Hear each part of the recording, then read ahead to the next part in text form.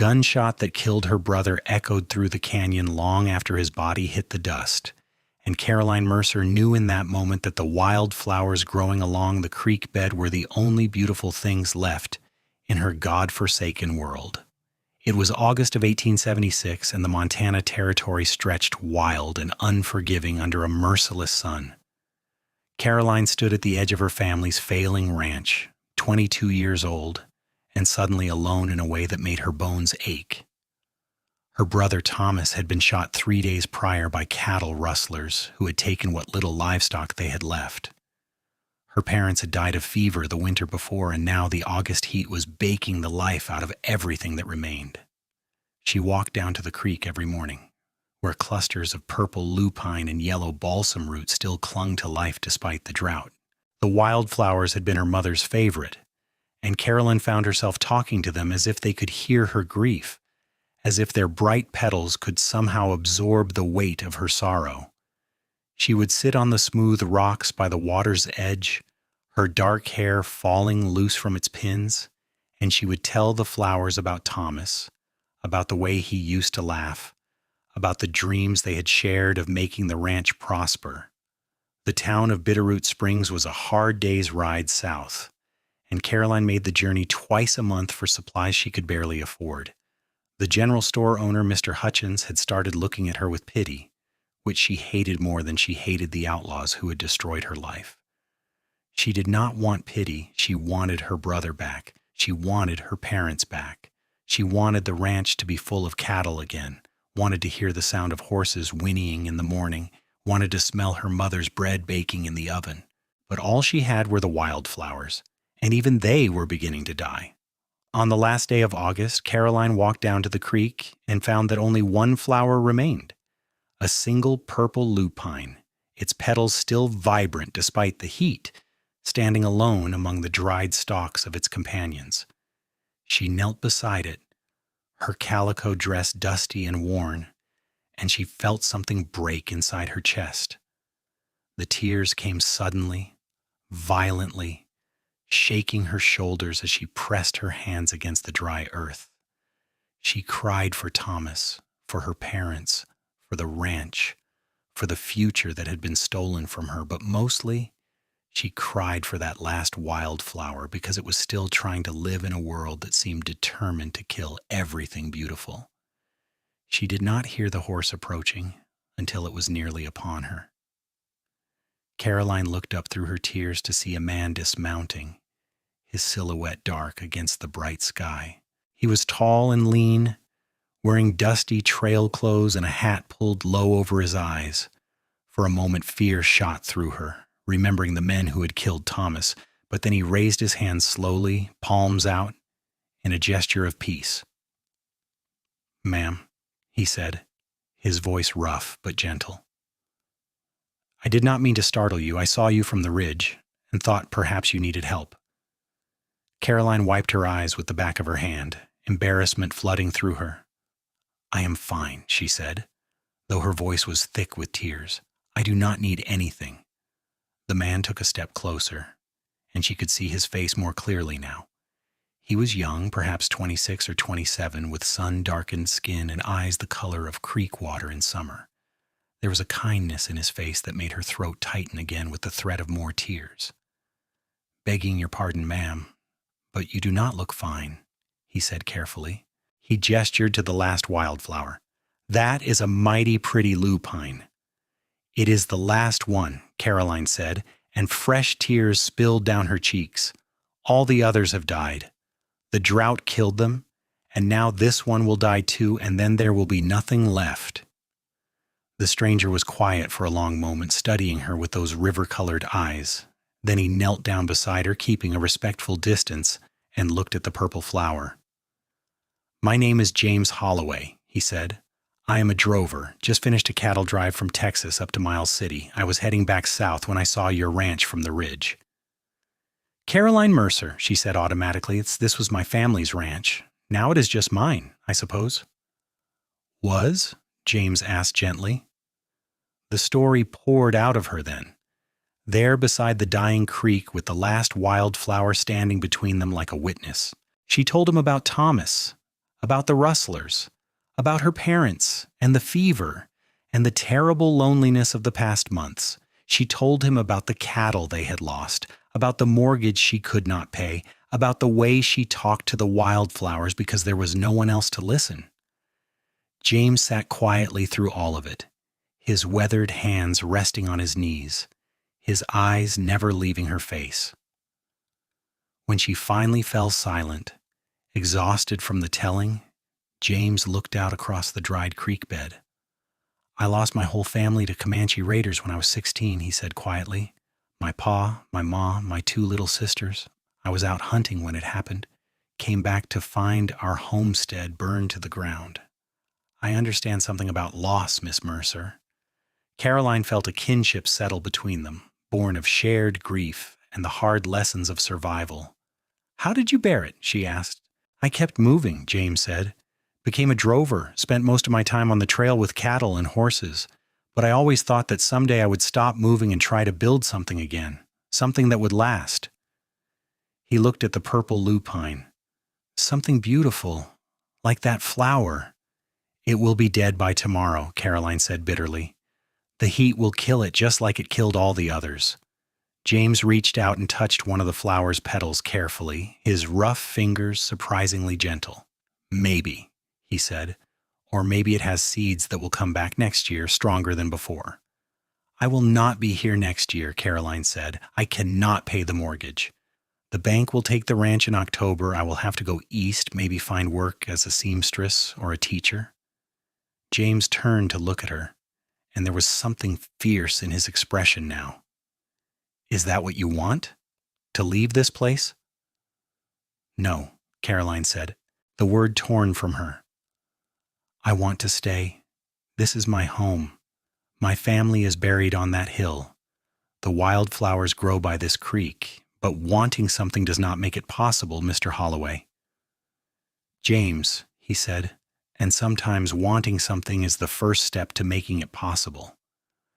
They talked until the sun began to sink toward the western mountains, painting the sky in shades of orange and gold. James told her about the cattle trails, about the wide plains of Texas and the thundering herds that stretched as far as the eye could see. He told her about the other drovers, the campfire stories, the danger and beauty of life on the trail. Caroline found herself laughing for the first time in months at his descriptions of a particularly stubborn longhorn named Beauregard who had tried to swim upstream during a river crossing. "You should stay for supper," Caroline said impulsively as the light began to fade. "It is not much, just beans and cornbread, but you have listened to me for hours. It is the least I can offer." James smiled, and it transformed his weathered face. "I would be honored, Miss Mercer." They walked back to the ranch house together, leading James's horse, a sturdy bay gelding named Copper. The house was small and plain, built of rough-hewn logs, but Caroline had kept it clean and tidy despite everything. She lit the lamps while James tended to his horse, and by the time he came inside, she had beans warming on the stove and cornbread baking in the oven. They ate at the small wooden table that her father had built, and James asked her questions about the ranch, about her plans, about what she would need to make it profitable again. Caroline found herself talking about her dreams, about the breeding stock she wanted to develop, about the garden her mother had planted, about the way the valley looked in spring when everything was green and alive. "How much do you owe the bank?" James asked as they finished their meal. Caroline hesitated, embarrassed. $200, she said quietly. "I have $43 saved. I thought I could sell the rest of the furniture, maybe the horses, but it will not be enough." James was quiet for a moment, his fingers drumming on the table. "I have money saved from the cattle drive," he said slowly. 3 years of wages mostly. I was planning to buy land somewhere, start my own ranch." Caroline felt her cheeks flush. "I was not asking for charity, Mr. Holloway. I would never—" "James," he corrected again, "and I know you were not asking. But I am offering anyway, not charity, a partnership." Caroline stared at him. "You do not even know me. We met this afternoon." "I know you loved your family enough to stay here alone after they died," James said. "I know you cry over wildflowers and keep your house clean even when you have lost everything. I know you have dreams about this ranch. Real dreams. The kind that could work if you had the capital and the help. He leaned forward, his creek-colored eyes intense. I know I have been moving for 10 years trying to outrun my grief. And I am tired, Miss Mercer. I am so damn tired. When I saw this valley from the ridge today, something in me said here. And then I saw you by the creek, and I thought her. Caroline's heart was beating so hard she thought he must be able to hear it. You are talking about a business arrangement, she said carefully. I am talking about a partnership, James repeated. I pay off your mortgage. We work the ranch together. We split everything down the middle, fair and square. You know this land, and I know cattle. We could make it work. Why? Caroline asked. Why would you do this for a stranger? James looked down at his hands, rough and scarred from years of hard work. Because I saw you crying over that last wildflower, he said quietly, and I thought, there is a woman who still has the capacity to care about beauty in the middle of all this hardship. There is a woman who has not given up. Not really. No matter what she says about going east. And I thought maybe if I could help you save this place, maybe I would finally stop running. Caroline felt tears threatening again, but these were different than the tears she had shed by the creek. These were tears of hope, fragile and uncertain, but real. It would be a business partnership, she said. Nothing more, at least at first. I will not be made into some kind of obligation or charity case. Agreed, James said immediately. Business partners. We draw up papers in town, make it all legal and proper. You keep your house. I will build a cabin on the north end of the property. We work together, but you are not beholden to me in any way except as a partner. They shook hands across the table, and Caroline felt the calluses on James's palm, the strength in his grip. All right then, she said, partners. James stayed in the barn that night, and in the morning they rode together to Bitterroot Springs. The town was bustling with activity, freight wagons and riders moving through the dusty streets.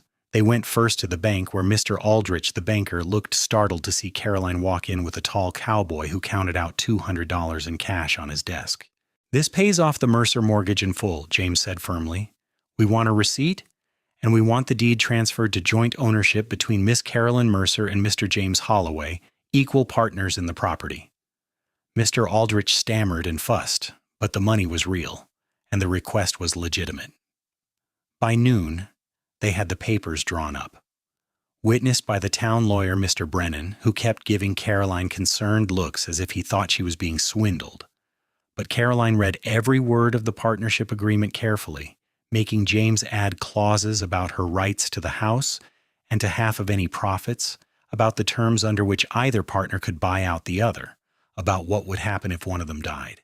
You have a good head for business, mister, Brennan said approvingly when they finished.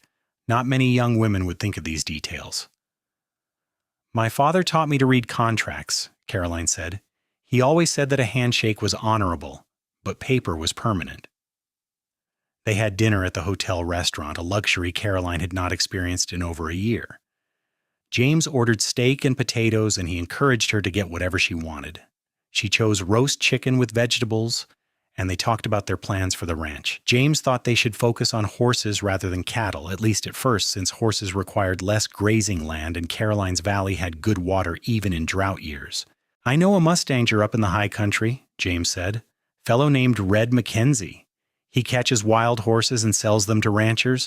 We could buy some good stock from him, breed them up proper. The army always needs horses, and so do the mining companies. I know horses, Caroline said. My father was a farrier before he took up ranching. He taught me how to judge conformation, how to spot soundness issues. James grinned. Then we will make a good team. They bought supplies before leaving town. Flour and sugar and coffee, nails and wire and tools. James paid for everything, waving off Carolyn's protests. We are partners now, he said. This is ranch money, not my money or yours. On the ride back, Caroline found herself stealing glances at James's profile, at the easy way he sat his horse, at the quiet competence in everything he did. She barely knew him, and yet she had tied her future to his. It was terrifying and exhilarating at the same time. When they reached the ranch, James unsaddled both horses while Caroline started dinner. They were settling into a rhythm already, she realized, each taking on tasks without discussion, moving around each other with surprising ease. That night they sat on the porch after eating, watching the stars come out over the valley. "Tell me about your family," Caroline said. "Your real family, before the raid."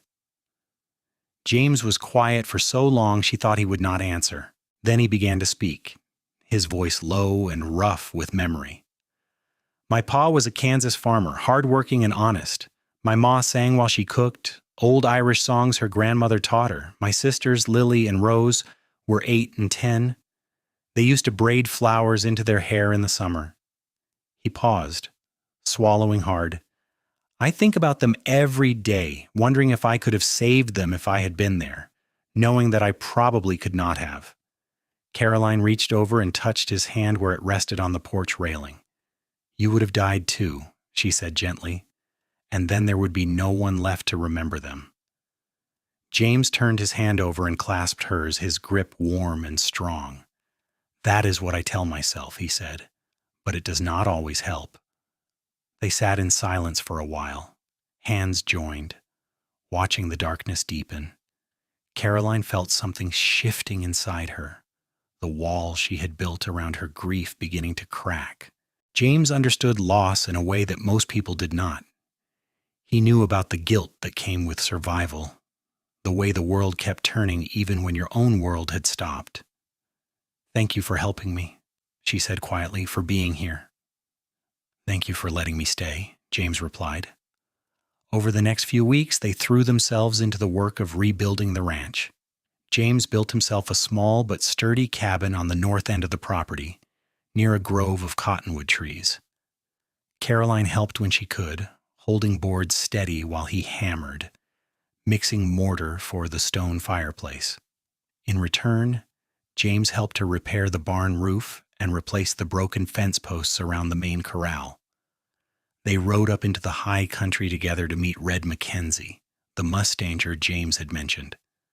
Red was a grizzled old Scotsman with a wild red beard and eyes like chips of blue ice. He had a herd of 20 Mustangs in a box canyon, tough little horses with good bones and fire in their eyes. "I can let you have 10 for $200, Red said. 5 mares and 5 geldings, all sound and sturdy. You will need to gentle them proper, but they have got good breeding instincts." James walked among the horses, running his hands over their legs and backs, checking their teeth and hooves. Caroline watched him work, impressed by his knowledge and his gentle handling of the skittish animals. When he gestured for her to join him, she moved carefully among the horses, using the skills her father had taught her.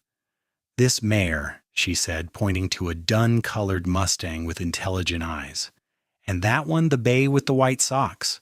They both have excellent conformation." "Good eye," Red said approvingly. "Those 2 are my best." They selected their 10 horses carefully, choosing for health and temperament and breeding potential.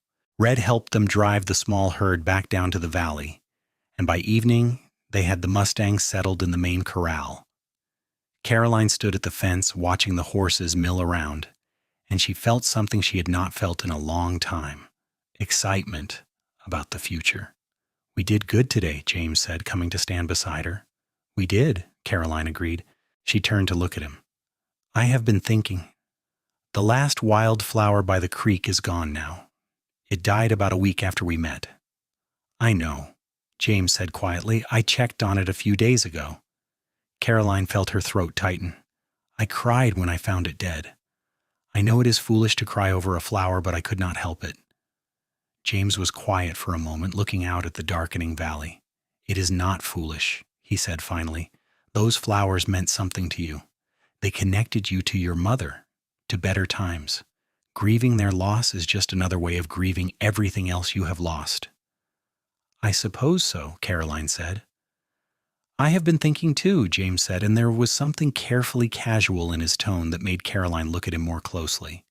"About the wildflowers. About how they will not grow back next year without help. Not with the drought and the way the cattle trampled that area when you still had a herd." "What do you mean?" Caroline asked.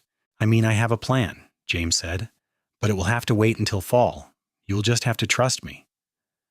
Caroline studied his face in the gathering darkness, seeing the hint of a smile playing at the corners of his mouth. "What are you planning, James Holloway?" "You will see," he said. In the fall.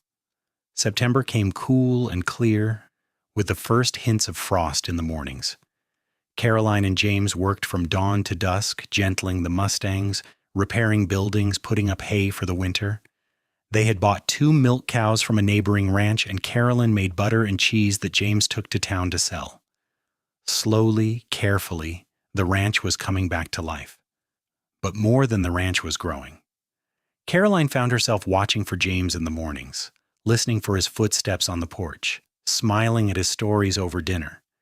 He had a dry sense of humor that caught her off guard, and a gentleness with the animals that made her heart ache. Sometimes their hands would brush as they worked, and Caroline would feel a jolt of awareness that had nothing to do with partnership and everything to do with the way his eyes crinkled when he smiled. She tried to ignore it. They had an agreement, a business arrangement. James had given her no indication that he wanted anything more. He was always respectful, always proper, always careful to maintain the boundaries they had established. But sometimes she caught him looking at her with an expression she could not quite read, something soft and yearning and quickly hidden. One evening in late September, Caroline was making stew for dinner when James came to the house carrying a wooden crate. "What is that?" she asked, wiping her hands on her apron. "Supplies for a project," James said mysteriously. "I will be gone for a few days. There is something I need to do before the first hard freeze." "What project?" Caroline demanded. "James, we are partners. You cannot just disappear without telling me what you are doing." James set down the crate and came to her, taking her hands in his. It was the first time he had touched her so deliberately since that night on the porch, and Caroline felt her breath catch. "It is a surprise," he said gently. "A good surprise, I promise. Do you trust me?" Caroline looked into his creek-colored eyes and realized that she did trust him, completely and absolutely. "Yes," she said, "I trust you." "Then let me do this thing," James said. "I'll be back in 3 days, maybe 4. Can you manage the ranch alone for that long?"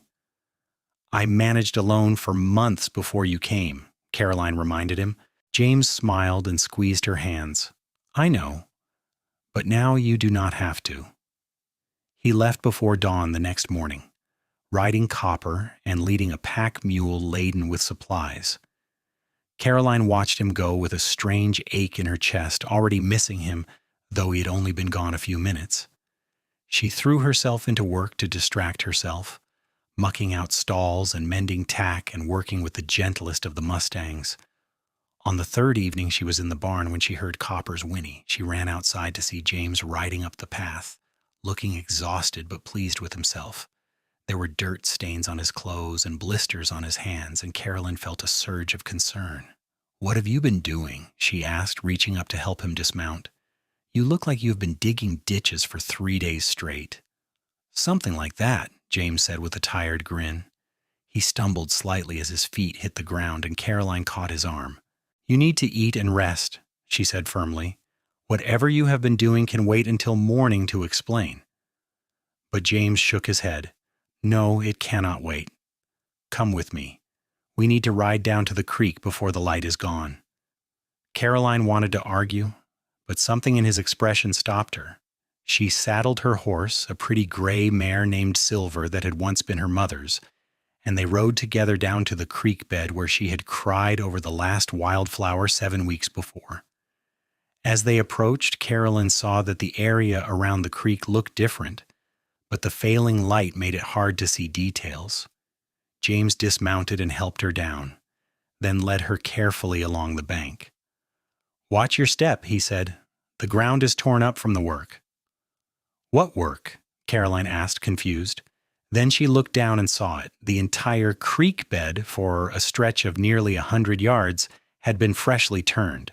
The soil was dark and rich where James had broken the hard-packed earth and amended it with what looked like compost and manure. But that was not what made Caroline's breath catch in her throat.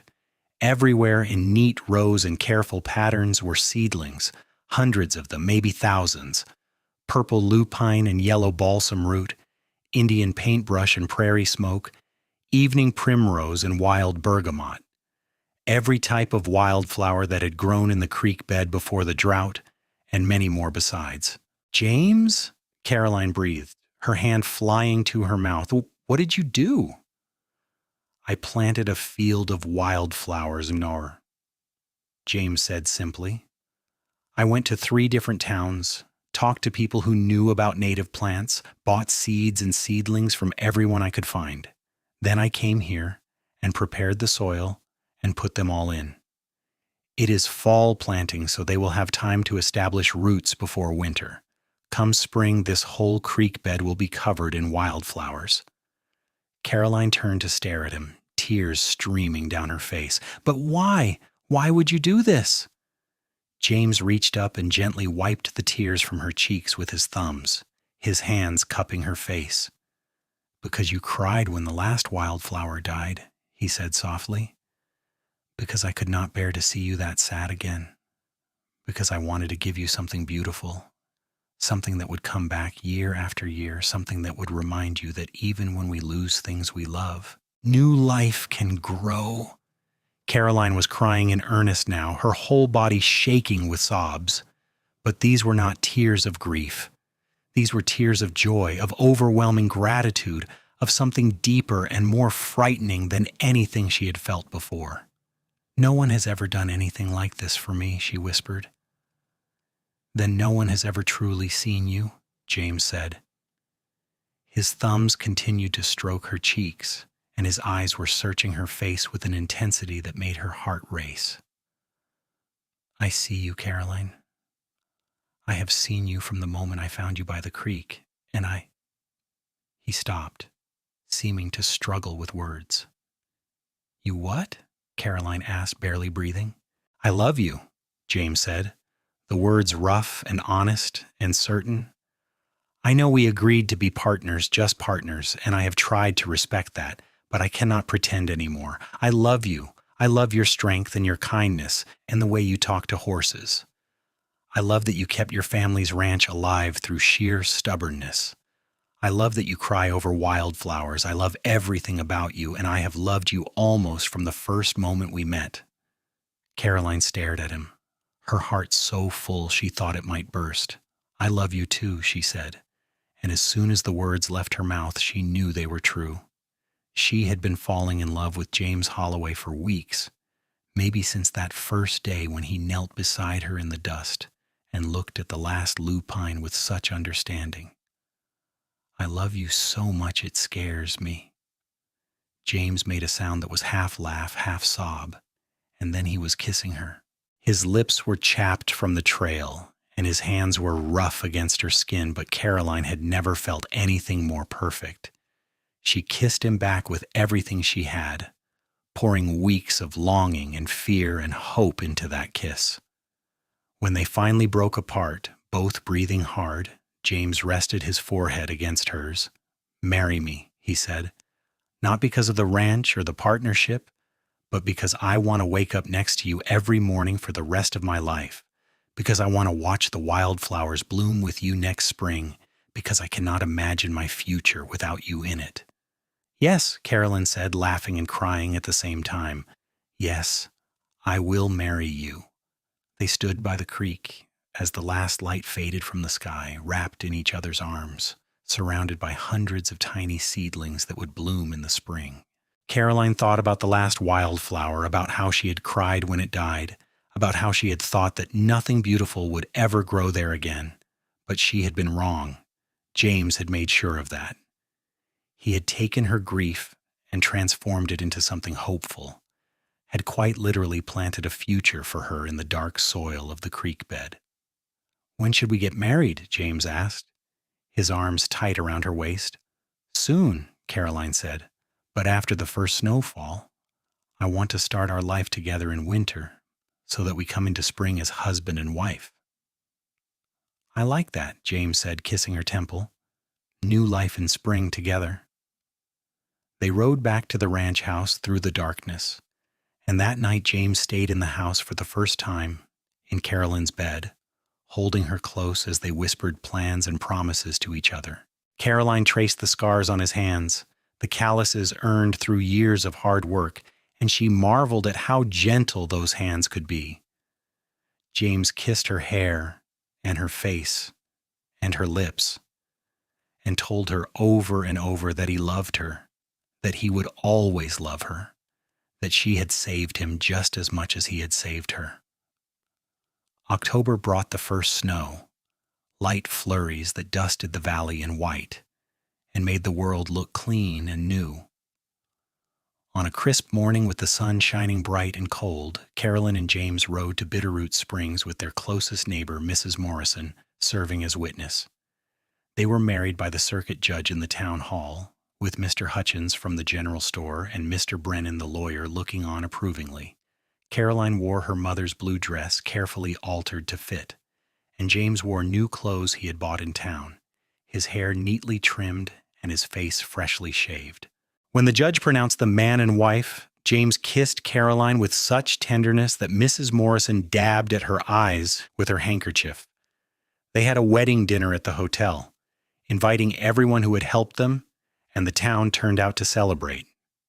People who had watched Caroline struggle alone all summer were genuinely happy to see her smiling, and they approved of James, who was respectful and hardworking and clearly devoted to his new wife.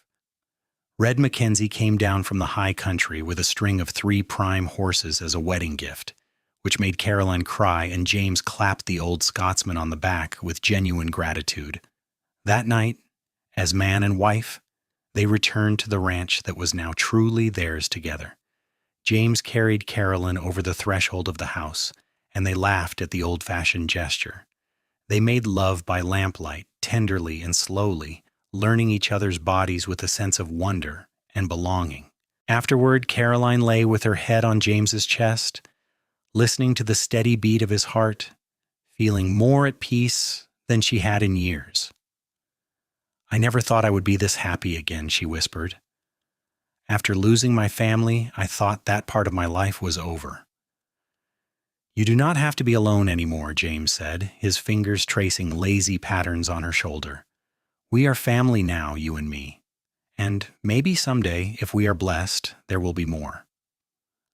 "I would like that," Caroline said. "I would like to fill this house with children and laughter and love." Winter settled over the Montana territory with a vengeance, bringing heavy snows and bitter cold. But the ranch house was warm and snug, and James and Caroline spent the long evenings planning for spring. They drew sketches of the expanded corrals they wanted to build, calculated how many foals they might expect from their mares, discussed which horses to train for saddle work and which to sell for draft labor. James proved to be an excellent teacher, showing Caroline tricks for training horses that he had learned from a Comanche horsebreaker he had befriended years before. "You have to think like a horse," he explained as they worked with a particularly stubborn gelding. "Understand what he's afraid of, what he wants, what will make him trust you." Caroline found that the same patience required for gentling horses also applied to building a marriage. She and James were learning each other's rhythms, their preferences and quirks and habits. Sometimes they disagreed, like when James wanted to buy more cattle and Caroline thought they should focus exclusively on horses for another year. But they talked through their differences, compromised when they could, and always remembered that they were on the same side. On Christmas morning, Caroline gave James a new saddle she had been secretly working on for months, tooling the leather with intricate patterns of wildflowers. James gave her a beautiful mare he had bought from a traveling horse trader, a high-stepping palomino with perfect conformation and a gentle temperament. "She is for breeding," James said as Caroline ran her hands over the mare's golden coat. "But also for you to ride. I thought you might like a horse that is really yours." "She is beautiful," Caroline breathed. "What should we name her?" "You should name her," James said. "She is yours." Caroline thought for a moment, then smiled. "Marigold, after one of the wildflowers you planted." James kissed her, cold and snow-dusted from the barn, and Caroline kissed him back, thinking that this was what happiness felt like: a good horse, a good man, and a home worth protecting. January and February passed in a blur of cold and snow. They lost one of the older mares to colic, which devastated both of them, but the other horses remained healthy and strong. James built a new chicken coop, and Caroline started raising laying hens, selling eggs in town along with her butter and cheese. The ranch was turning a modest profit now, enough to live on comfortably and save a little for future expansion. In March, as the snow began to melt and the days grew longer, Caroline woke one morning feeling queasy. The feeling persisted for several days, along with an unusual tiredness that made her want to nap in the afternoons. It took her nearly a week to realize what the symptoms might mean. She said nothing to James at first, afraid to hope, afraid to be wrong. But when she missed her monthly courses for the second time, she knew. She waited until evening, until they were sitting together on the porch watching the sunset before she told him. "James," she said carefully, "I think I might be with child." James went very still, his hand tightening on hers. "Are you certain?" "Fairly certain," Caroline said. "All the signs are there." James turned to her, and his face was transformed with joy. "A baby," he said wonderingly. "We are going to have a baby." "Are you happy?" Caroline asked, though she could see the answer in his face. "Happy does not begin to cover it," James said. He pulled her into his arms, holding her carefully as if she were made of glass. "You have given me everything, Caroline. A home, a purpose, love, and now this. I cannot believe how blessed I am." Caroline held him tight, feeling tears prick her eyes. She thought about the woman she had been less than a year ago, crying alone by the creek, convinced that her life was over. Now she was married to a man she loved beyond measure. They had a thriving ranch, and a baby was on the way. The transformation seemed impossible, miraculous. April arrived with warmer temperatures and gentle spring rains. One morning, James woke Caroline before dawn. "Come with me," he said, his eyes shining with excitement. "There is something you need to see." Caroline dressed quickly and followed him outside. The dawn air was cool and fresh, smelling of new growth and damp earth. They walked down to the creek together, and as the sun rose over the mountains, painting the valley in shades of gold and pink, Caroline saw what James had brought her to see. The wildflowers were blooming. The entire creek bed was covered in a riot of color. Purple lupine stood tall and proud, their spikes of flowers swaying in the morning breeze. Yellow balsam root blazed like small suns, and Indian paintbrush added splashes of red and orange. White evening primrose glowed in the early light, and pink prairie smoke nodded on delicate stems. There were flowers Caroline recognized, and flowers she had never seen before, all blooming together in glorious profusion. Caroline stood at the edge of the field of wildflowers, her hand pressed to her mouth, tears streaming down her face. But these were tears of pure joy, of wonder, of gratitude so overwhelming she could hardly breathe. James stood beside her, his arm around her waist, watching her reaction with a smile that reached his eyes. "You did this," Caroline said, her voice choked with emotion. "You made this happen." "We did this," James corrected gently. "I planted the seeds, but you gave me a reason to plant them. You gave me a home, Caroline. You gave me a future. The flowers are just a reflection of what you have done for me." They walked carefully through the field of wildflowers, hand in hand, as the sun rose higher and the colors grew more vibrant. Caroline thought about the last summer wildflower, the one that had died while she cried alone in the dust. She thought about how James had knelt beside her that day, a stranger who saw her grief and chose to help. She thought about the partnership they had formed, the love that had grown between them, the life they were building together. "My mother used to say that God speaks through beauty," Caroline said softly. She said that every flower is a promise that life continues, that spring always comes after winter. "Your mother was a wise woman," James said. "She would have liked you," Caroline said. "My whole family would have, Thomas especially. He always wanted me to find a good man, someone who would work beside me rather than expect me to follow behind. I wish I could have met them," James said, and Caroline heard the sincerity in his voice. "In a way, they sent you to me," Caroline said. "The wildflowers connected us. They were my mother's favorite, and you saw me grieving their loss. If not for that last flower dying, you might have ridden past without stopping."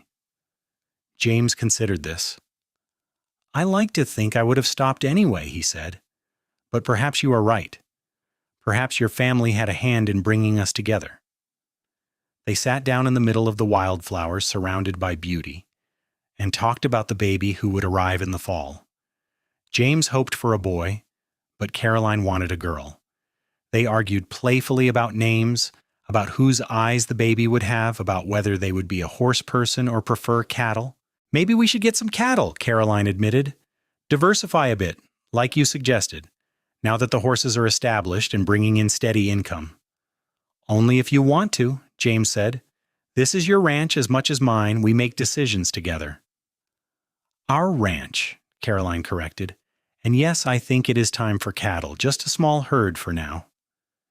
They made plans sitting there in the wildflowers, plans for the ranch and for their growing family.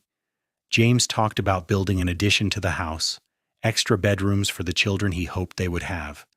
Caroline talked about hiring help eventually, maybe a young man from town who wanted to learn the ranching business. They were building something that would last, something that would outlive them, a legacy for their children and grandchildren. As spring progressed, Caroline's pregnancy became more obvious. Her belly swelled round and firm, and she felt the baby move inside her for the first time while she was churning butter one afternoon. She called James in from the corrals, and he pressed his hand to her belly, his face lighting up when he felt the flutter of movement. "Our child," he said with such wonder that Caroline fell in love with him all over again. They worked together through the summer, though James insisted on taking over the heavier tasks as Caroline grew more tired. She focused on training the younger horses, her gentle touch and patient manner producing animals that were calm and responsive. James worked on building the addition to the house, and by August it was finished. 2 new bedrooms and a larger kitchen with a real cook stove they had ordered from a catalog. Caroline spent her evenings making baby clothes, sewing tiny gowns and blankets, while James read to her from the newspaper or a book. They had started building a small library, buying books whenever they went to town. James particularly liked adventure stories, while Caroline preferred poetry and history. They read aloud to each other, sharing their favorite passages, building a shared world of words and ideas. The wildflowers bloomed all summer, sustained by the creek water and the care James had taken in planting them. Caroline walked down to the flower field every day, sometimes twice a day, just to look at them and remember. Neighbors came from miles around to see the field, marveling at the beauty of it, and more than one woman asked wistfully if their own husbands might consider planting such a thing. In September, as the leaves began to turn and the air grew crisp, Caroline's labor began. Mrs. Morrison came to help, along with the doctor from town. James paced outside for hours, wild with worry, until Mrs. Morrison finally called him in. "Your wife wants you," she said with a knowing smile. James went to Caroline's side and took her hand, and she gripped it hard through the contractions. "I am right here," he told her. "I am not going anywhere." "It hurts," Caroline gasped between pains. "I know, love," James said helplessly. "I wish I could take it for you." "You cannot," Caroline said with a shaky laugh, "but you can stay with me. Do not leave." "Never," James promised. The labor lasted through the night and into the morning. Just as the sun rose over the mountains, painting the valley in golden light, their son was born. He came into the world crying lustily, with a shock of dark hair and eyes that would eventually turn the same creek watercolor as his father's.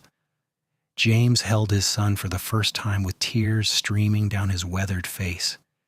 "He is perfect," he said hoarsely. "Caroline, he is perfect." "He looks like you," Caroline said, exhausted but smiling. "He has your nose," James countered, "and I think he will have your stubborn streak." They named him Thomas James Holloway, after Caroline's brother and his father.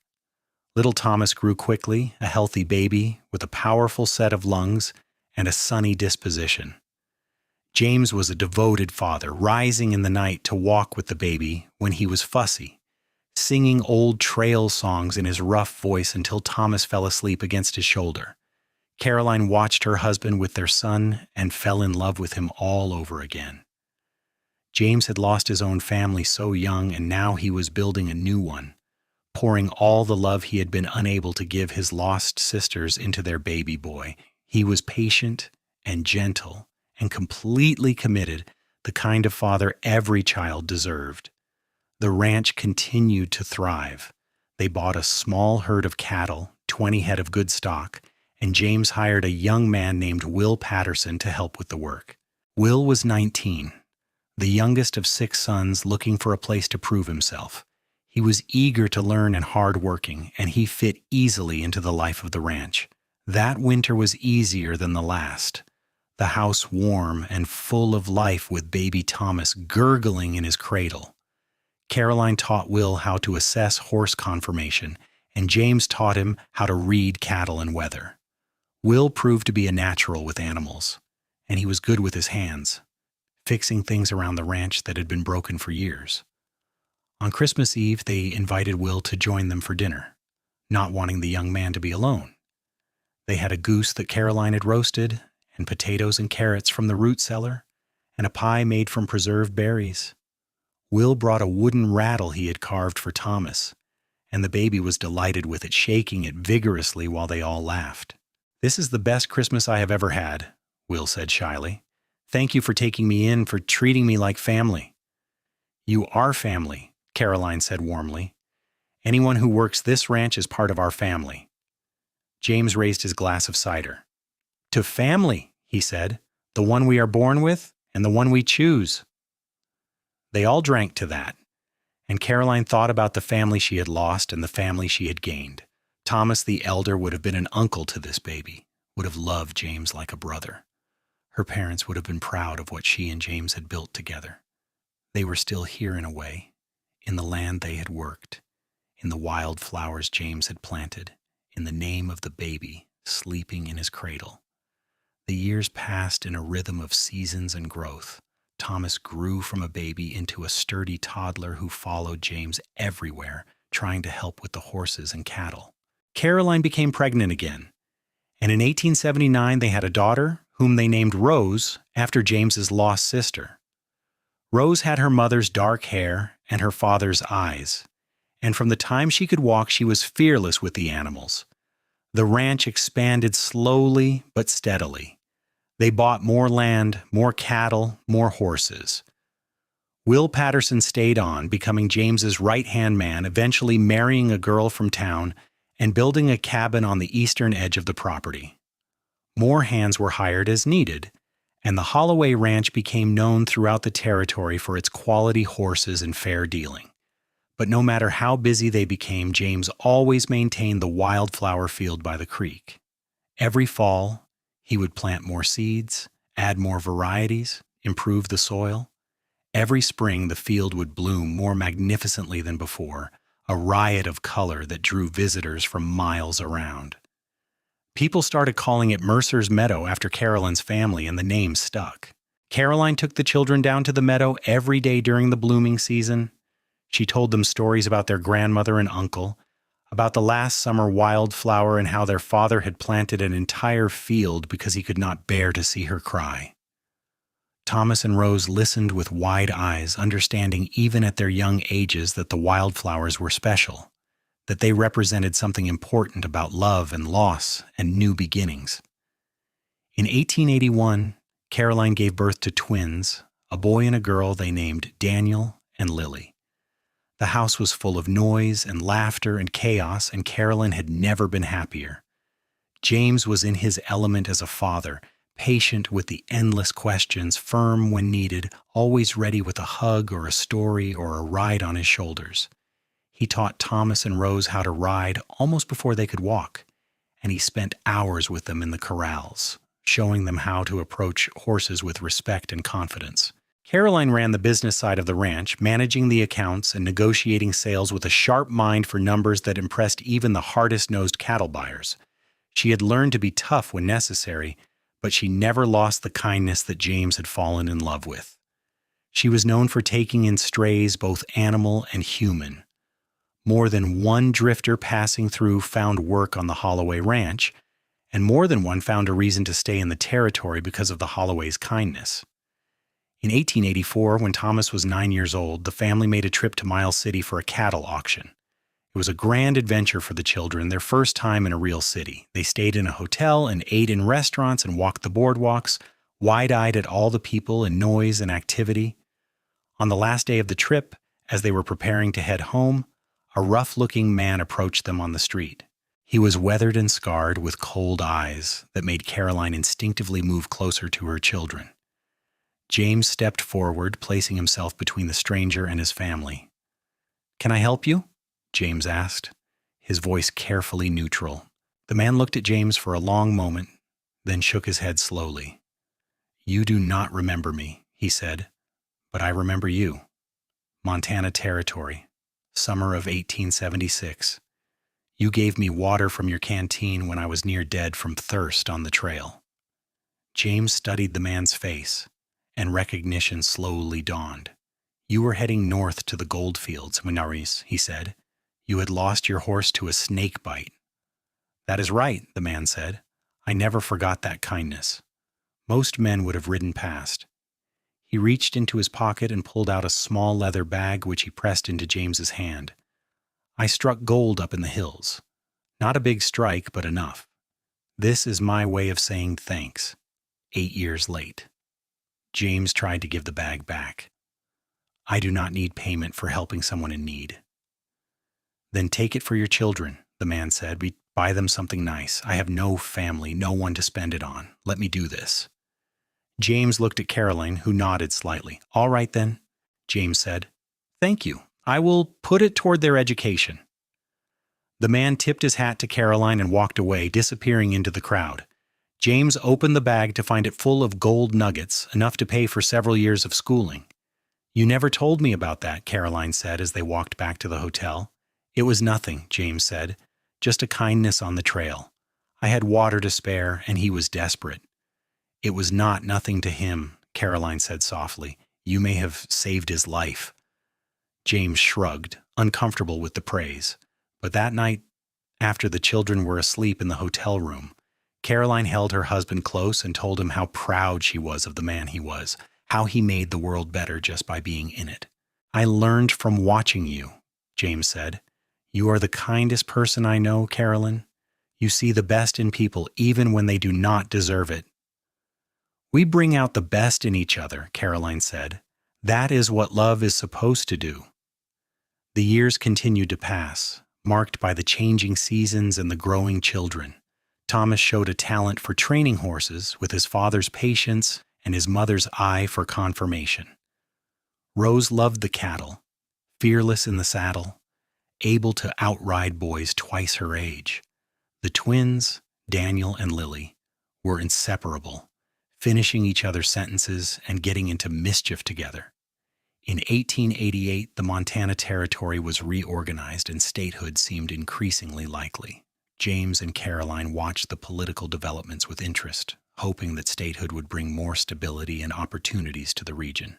The town of Bitterroot Springs had grown from a rough frontier settlement to a proper town with a school, a church, and regular train service. Caroline had become something of a leader among the ranch women in the area, organizing social gatherings and charitable efforts.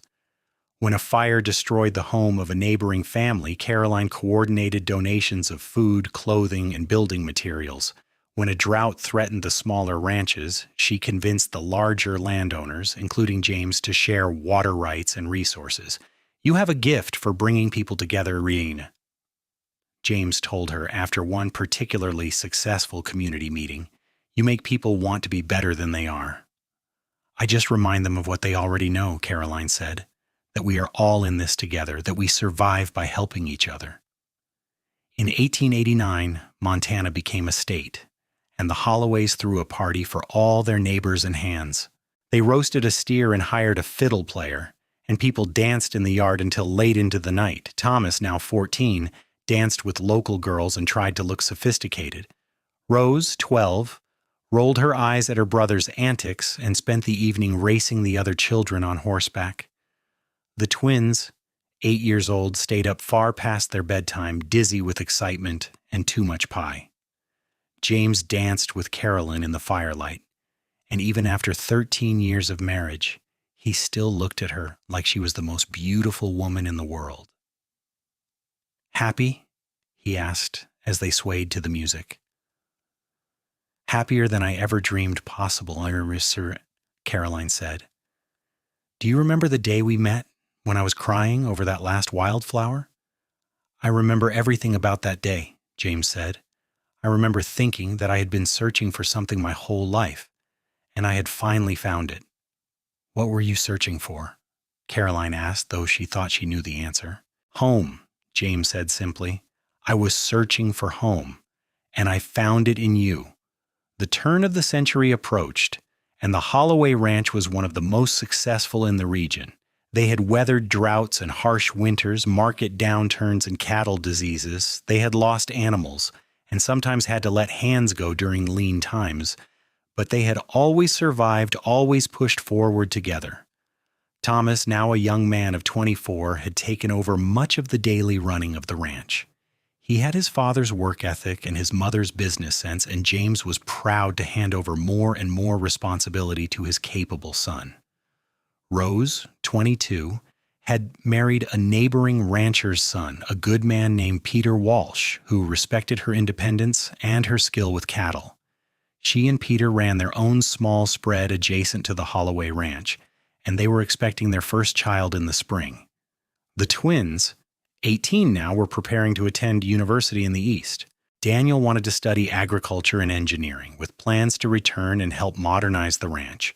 Lily wanted to become a teacher, inspired by her mother's belief in the power of education. James and Carolyn supported both ambitions, proud of the ambitious, capable adults their children were becoming. On a spring day in 1900, James and Caroline took a rare afternoon off to walk down to Mercer's meadow. The wildflowers were in full bloom, just as spectacular as they had been every year for the past 24 years. They walked hand in hand through the flowers, their hair now streaked with gray, their faces lined with age and experience, but their love as strong as ever. 24 years, Caroline said wonderingly. It does not seem possible.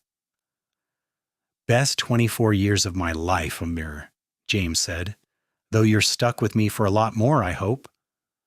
I am counting on it, Caroline said. She stopped and turned to face him, the wildflowers nodding around them in the breeze. I never thanked you properly, you know, for planting these flowers.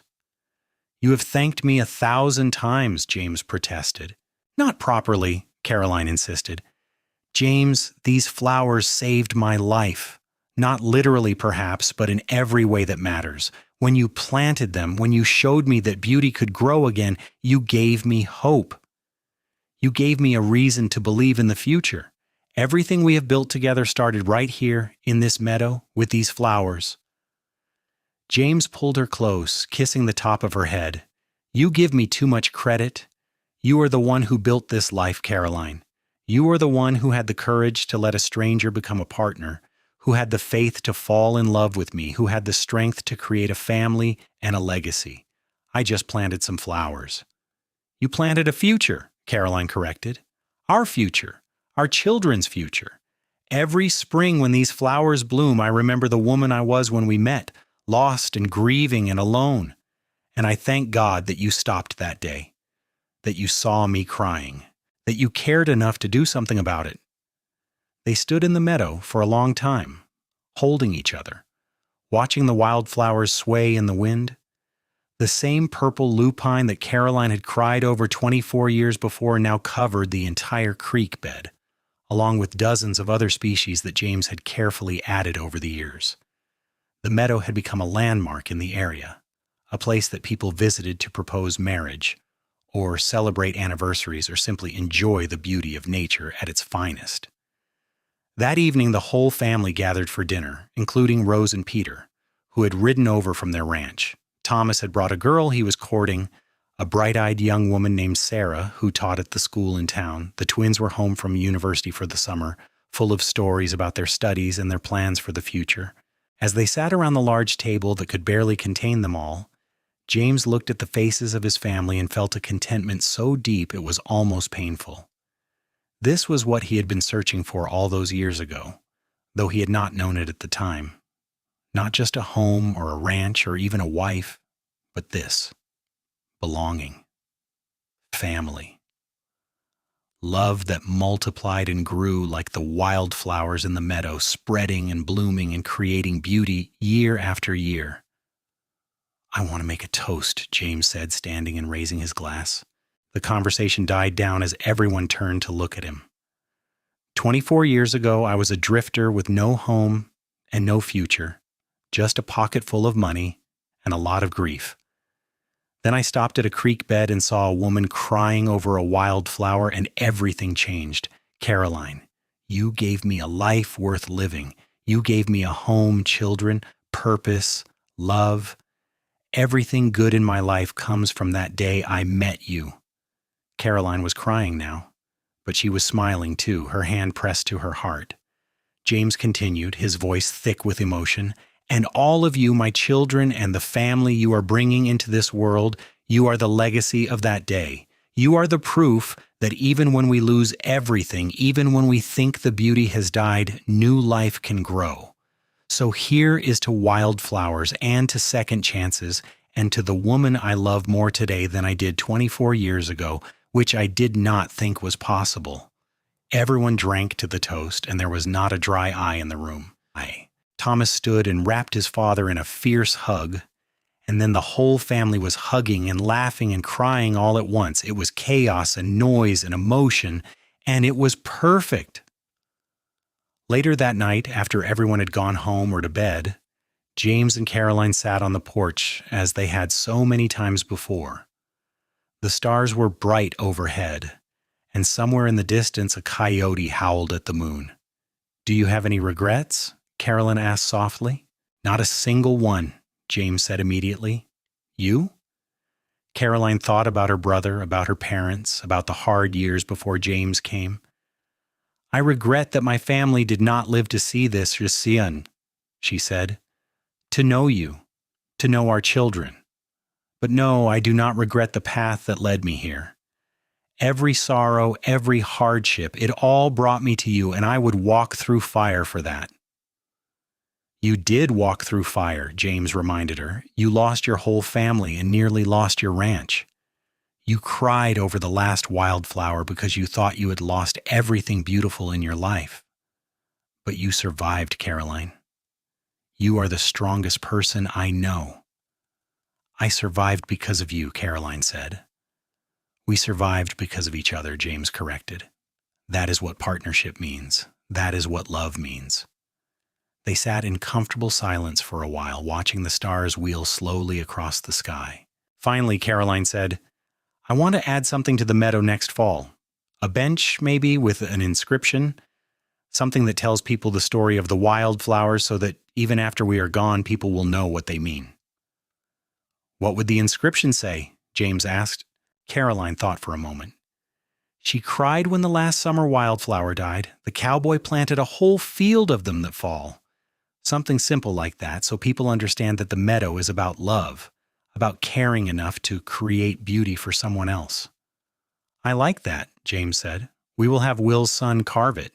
He is good with woodworking."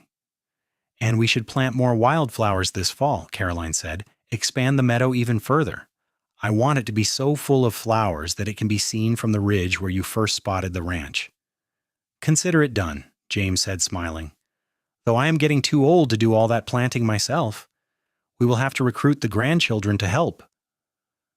"Rose's baby will be here soon," Caroline said softly, placing her hand over James's. "Our first grandchild. Can you believe it?" "I can barely believe we have grown children," James admitted. "It seems like just yesterday Thomas was a baby keeping us up all night with his crying.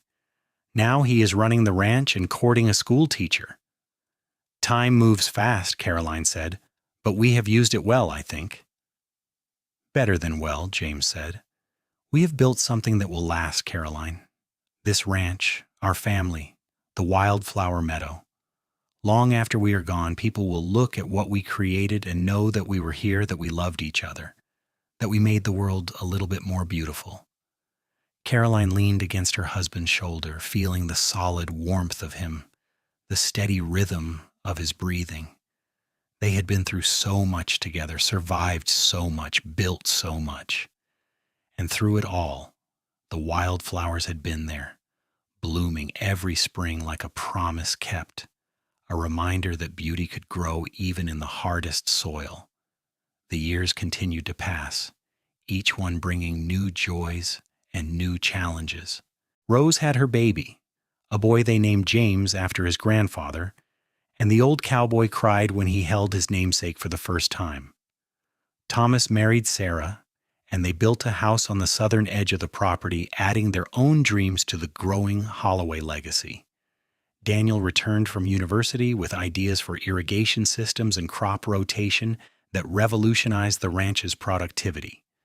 Lily became a teacher in Bitterroot Springs, inspiring a new generation of children with her passion for learning. James and Caroline grew older, their hair turning fully white, their steps a bit slower than they once were.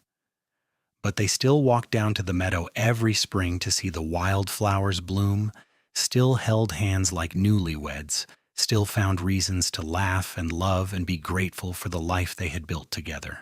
In the spring of 1910, 34 years after they first met, James became ill with pneumonia. The doctor came from town, and the whole family gathered at the ranch, worried and praying. For a week, James fought the fever, and Caroline never left his bedside. She held his hand and talked to him about the wildflowers, about the day they met, about all the years they had shared. On the 8th day, the fever broke, and James opened his eyes to see Caroline's worried face looking down at him. "Still here," he said, his voice hoarse but steady. "Thank God," Caroline breathed, tears streaming down her face. "You scared me, James Holloway. I thought I was going to lose you." "Not yet," James said, squeezing her hand weakly. "I am not ready to leave you yet.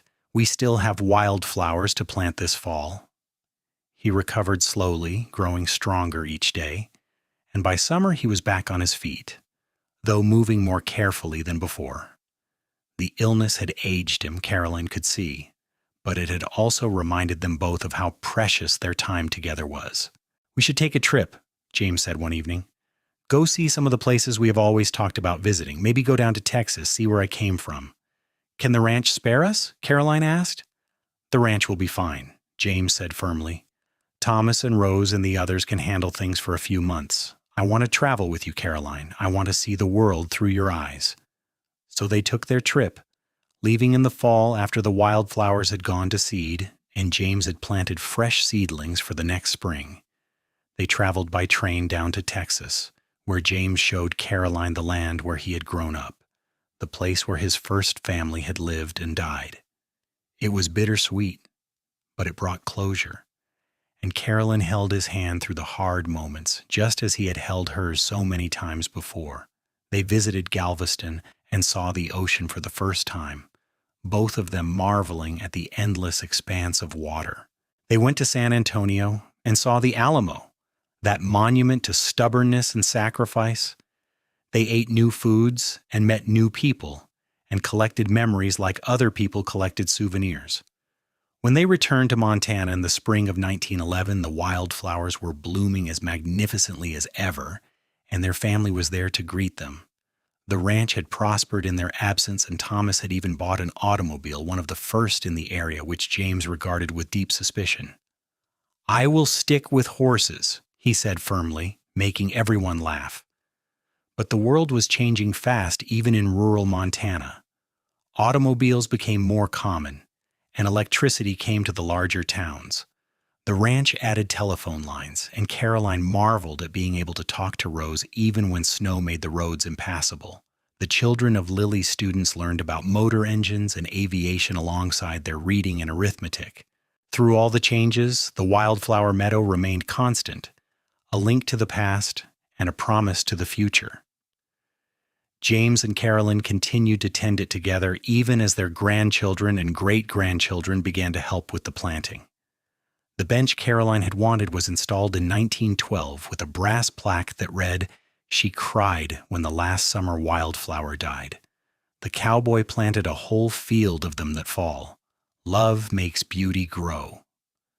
James and Caroline Holloway, 1876. People came from all over the state to see Mercer's meadow in bloom, and it became a tradition for young couples to visit on their wedding day for good luck. The story of how James had planted the field for Caroline became local legend, retold and embellished with each passing year, but the core truth remained. A man had loved a woman enough to plant a field of wildflowers, and that love had created something beautiful that lasted far beyond their lifetimes. In 1920, James and Caroline celebrated their 44th wedding anniversary surrounded by 4 children, 12 grandchildren, and 3 great-grandchildren. The family gathered at the ranch for a massive party, with people spilling out of the house and onto the lawn, with food and music and laughter filling the valley. James, now 70, was still vital and engaged, still walking down to the meadow every morning to check on the flowers. Caroline, at 66, still ran the household with gentle efficiency, still made everyone feel welcome and loved. As the sun began to set on that anniversary day, James took Caroline's hand and led her away from the party, down to the meadow where the wildflowers were blooming in a riot of color. They stood together in the place where it had all begun, surrounded by the beauty that James had planted and Caroline had nurtured for 44 years. "I would do it all again," James said softly. "Every moment, every hardship, every joy, I would do it all again to end up right here, right now, with you." "So would I," Caroline said, her eyes shining with tears. "You were right. That first day when you said that maybe the flower had seeds that would come back stronger, we had seeds too, James. We planted them together, and look at what grew." She gestured back toward the house where their family was gathered. Multiple generations connected by blood and love, and the legacy of 2 people who had found each other when they both needed saving. This is what came from that last wildflower dying. This family, this ranch, this meadow, all of it grew from the seeds we planted together. James pulled her close, and they danced slowly in the fading light, moving to music only they could hear. Around them the wildflowers swayed in the evening breeze, their colors deepening in the sunset. Purple lupine and yellow balsam root, Indian paintbrush and prairie smoke, evening primrose and wild bergamot, all blooming together in perfect harmony, just as they did every spring, just as they would continue to do long after James and Caroline were gone. The years that followed were kind ones, full of the gentle rhythms of aging gracefully together. James's hands grew more gnarled with arthritis, but Caroline would massage them each evening, easing the ache so he could still work with the horses he loved.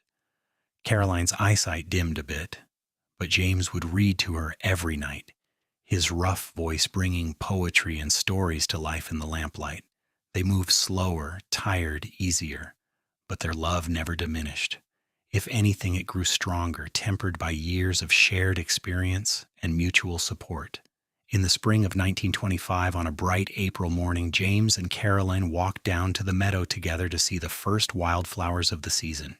James was 75 now, Caroline 71, and the walk took longer than it used to, but neither of them minded. They had learned long ago that the journey mattered as much as the destination.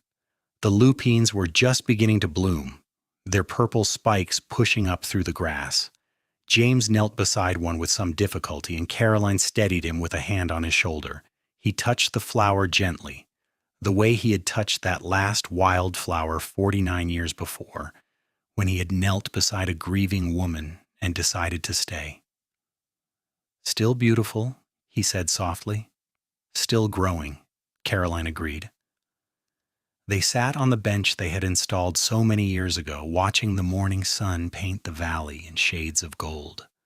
A great-grandchild ran past chasing butterflies, and they could hear laughter floating down from the ranch house where the family was gathering for Sunday dinner. "We did good," James said, taking Caroline's hand in his. "We did very good," Caroline agreed. They sat in comfortable silence, 2 old people who had loved each other through nearly half a century of life. They had weathered drought and illness, loss and hardship, the death of friends, and the inevitable changes of time. But through it all, they had each other, and they had the wildflowers, blooming faithfully every spring like a promise kept. The wildflowers would bloom that spring and every spring after, a testament to the cowboy who had planted them for the woman he loved. Children and grandchildren would tend the meadow, adding new varieties, expanding its borders, but always maintaining the original plantings that James had put in the ground in the fall of 1876.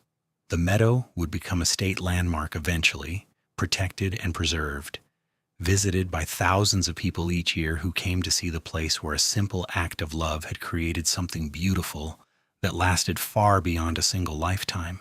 But on that April morning in 1925, it was just James and Caroline, sitting together in the place where their story began, surrounded by the wildflowers that had brought them together and bound them forever.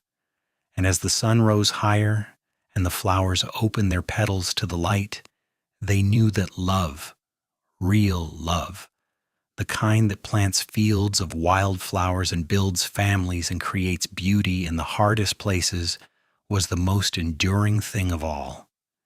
Years continued to unfold, each spring bringing the faithful return of the wildflowers, each season weaving new threads into the rich tapestry of the Holloway family story. James and Caroline remained the heart of the ranch until James passed peacefully in his sleep in 1928, at the age of 78, with Caroline holding his hand and the morning sun streaming through the bedroom window. She had known it was coming, had felt him growing weaker over the winter, but the loss still hit her with the force of a physical blow. For the first time in 52 years, she was alone. But not truly alone. The family gathered around her, and Thomas, now 53 and gray at the temples, held his mother while she cried. "He loved you so much," Thomas said. "Every day of his life, he loved you." "I know," Caroline whispered, "and I loved him. I will love him until my last breath and beyond." They buried James on the hill overlooking the wildflower meadow, the same hill where Caroline's parents and brother were laid to rest. The entire county came to the funeral, filling the valley with wagons and automobiles, all there to pay respects to a man who had been known for his integrity, his kindness, and his legendary devotion to his wife. The minister spoke of James's life, but it was Caroline who gave the eulogy that made everyone weep. "My husband was a cowboy and a rancher, a father and grandfather," she said, her voice steady despite her tears. "But most of all, he was a man who understood that love is an action, not just a feeling. He showed his love not just in words, but in deeds. He planted wildflowers for me because I cried when they died. That might seem like a small thing, but it was everything.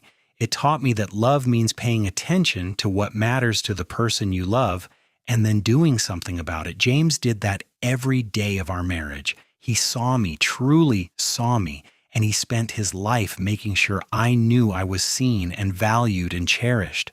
I will miss him every moment of every day for the rest of my life, but I am grateful, so grateful, that I had him for as long as I did." Caroline lived for 7 more years after James's death. Years she spent surrounded by family and tending the wildflower meadow that had become her life's work. She walked down to the meadow every morning, rain or shine, and she would sit on the bench and talk to James, telling him about the family, about the ranch, about the beauty of the flowers. Sometimes she cried, but more often she smiled, remembering their years together with joy rather than just sorrow. She added new flowers to the meadow, varieties that James had always meant to plant but never got around to. She worked with Daniel, who had become an agricultural expert to improve the soil and irrigation. She welcomed the steady stream of visitors who came to see the famous wildflower meadow, telling them the story of how it came to be, making sure they understood that it was a monument to love and hope and the human capacity for creating beauty. In the spring of 1935, when Caroline was 81 years old and the wildflowers were blooming more magnificently than ever, she walked down to the meadow one last time. She sat on the bench beside James's name, now carved into the wood alongside her own, with space left for her death date. She looked out at the sea of purple and yellow and red and white flowers, at the butterflies dancing among the blooms, at the clear creek water that still flowed through the valley. "I will see you soon," she whispered to James. "Wait for me." She died peacefully that night, in her sleep, in the bed she had shared with James for so many years. The family mourned her deeply but celebrated her life grandly, knowing that she was finally reunited with the man she had loved for more than 50 years. They buried her beside James on the hill, and they placed wildflowers on both graves, purple lupine and yellow balsam root, the same flowers that had brought them together. The Holloway Ranch continued, passed down through the generations, each one adding their own chapter to the family story. The wildflower meadow remained the heart of it all, blooming faithfully every spring, tended by Holloways and visited by people from around the world. The story of James and Caroline, the cowboy and the rancher's daughter who had found each other in grief and created a legacy of love, became the stuff of legend. Great-great-grandchildren who never knew James and Caroline still tended the meadow, still added new seedlings each fall, still protected the original plantings that James had put in the ground in 1876. The brass plaque on the bench was polished regularly, and fresh flowers were placed there on James and Caroline's birthdays, wedding anniversary, and the anniversary of the day they first met. She cried when the last summer wildflower died. The cowboy planted a whole field of them that fall. Love makes beauty grow. Those words became the Holloway family motto, a reminder that love is measured not in grand gestures, but in attention paid and action taken in seeing what someone needs and choosing to provide it.